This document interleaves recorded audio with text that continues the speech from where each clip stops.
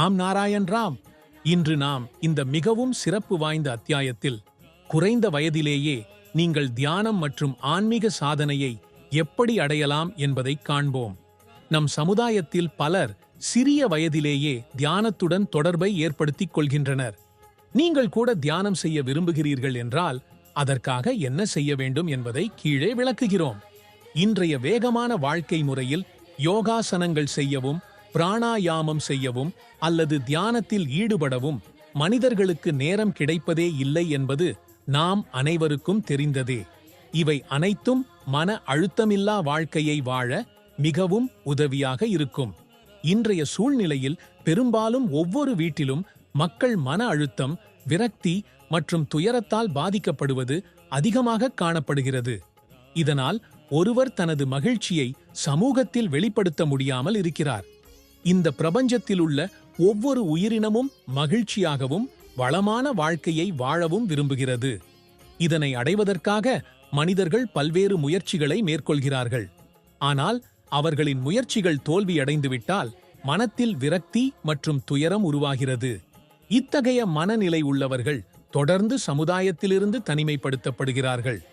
அவர்கள் தங்கள் ஆசைகளை, மகிழ்ச்சியை வெளிப்படுத்துவதில் தயக்கம் காண்பார்கள்.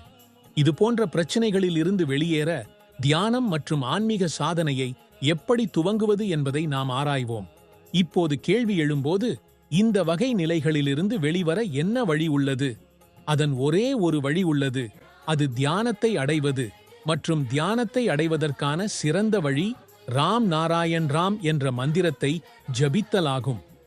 ராம் நாராயண் ராம் என்ற மந்திரத்தை எப்படி ஜபிக்க முடியும் என்பது மிகவும் எளிமையான வழி உள்ளது. இந்த பீஜ மந்திரத்தை ஜபிக்க தனிப்பட்ட உடல்நிலை அல்லது முறைகள் அவசியம் இல்லை. நீங்கள் உங்கள் தினசரி வேலைகளை செய்யும்போது கூட இந்த ஜபத்தை செய்ய முடியும்.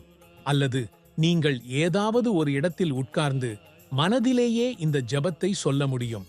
அல்லது சத்சங்கத்தின் மூலம் ராம் நாராயண் ராம் என்ற மந்திரத்தை அடைய முடியும். இன்றைய இளைய தலைமுறையில் அவர்கள் உட்கொண்டு நிவர்த்தி செய்யும் சகிப்புத்தன்மை மிகவும் குறைவாக உள்ளது.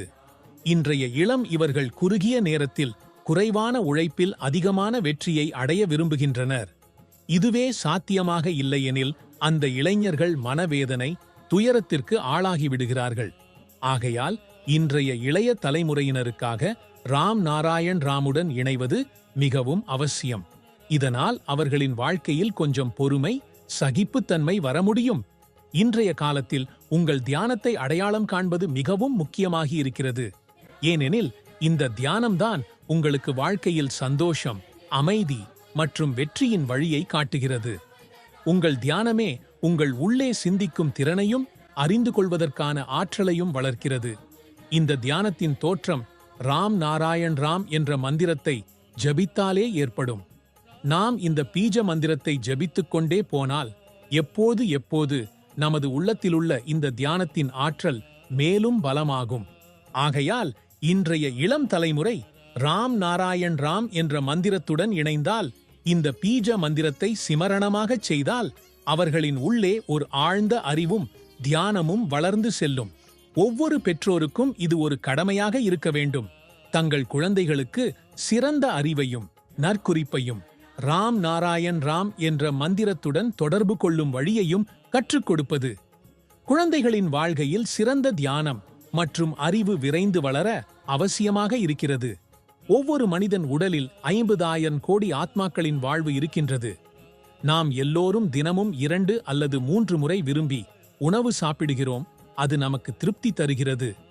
ஆனால் இதுவரை நீங்கள் சிந்தித்துள்ளீர்களா, நம் உடலில் உள்ள இந்த 50,000 கோடி ஆத்மாக்கள் என்ன சாப்பிடுகின்றன என்று?